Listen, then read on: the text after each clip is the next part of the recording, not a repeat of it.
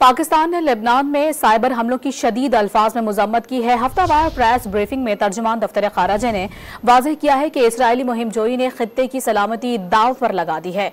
Lebanon की खुद मुख्तारी और सलामती की मुकम्मल हिमायत करते हैं। Pakistan strongly condemns this week's attacks in Lebanon carried through detonation of electronic equipments. Use of cyber and electronic means to commit terrorism in foreign countries is reprehensible.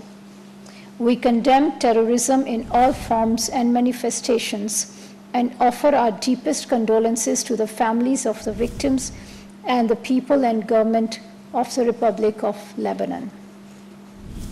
These terror attacks are a manifestation of Israel's alarming adventurism in the region, which has endangered regional peace and security. Pakistan strongly condemns this week's attacks in Lebanon carried through detonation of electronic equipments. Use of cyber and electronic means to commit terrorism in foreign countries is reprehensible.